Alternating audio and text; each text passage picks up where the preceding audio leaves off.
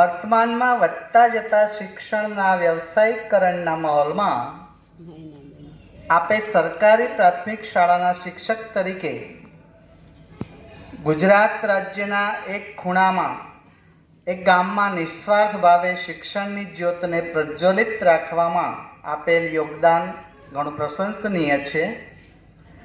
બાળકોના શિક્ષણની સાથે સાથે ગામના વિકાસમાં, સામાજિક પ્રવૃત્તિઓમાં, આર્થિક પ્રવૃત્તિઓમાં, ધાર્મિક પ્રવૃત્તિઓમાં શાળા સમય બાદ પણ આપે યોગદાન આપેલ છે. કોરોના મહામારી વખતે શાળામાં અભ્યાસ કરતા અને અભ્યાસ કરી ચૂકેલા બાળકો તથા તેમના વાલીઓને માસ્ક બનાવવાનું શીખવાડ્યું અને જરૂરિયાતમંદોને એ આપેલ છે. ચોમાસાની ઋતુમાં 10,000 જેટલા સીડબોલ બનાવી તેનું નેશનલ હાઈવે નંબર 8 પર આવતા જતા વાહનોમાં મુસાફરી કરતા મુસાફરોને વિતરણ કરી તેનું યોગ્ય જગ્યાએ વાવેતર કરવાની સમજણ આપવાનું તેમજ ગુરુ પૂનમ અને બેસતા વર્ષે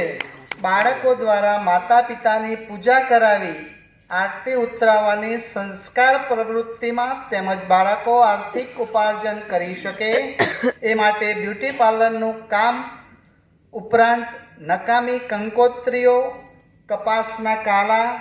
પિસ્તા અને મગફળીના ફોતરા વગેરે જેવી વસ્તુઓની મદદથી વેસ્ટમાંથી બેસ્ટ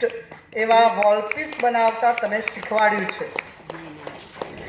ગામમાં પ્રસૂતાઓને 1 કિલો ઘી અને 2 કિલો ગોળ આપીને પોષણક્ષમ આહારનું મહત્વ સમજાવ્યું છે.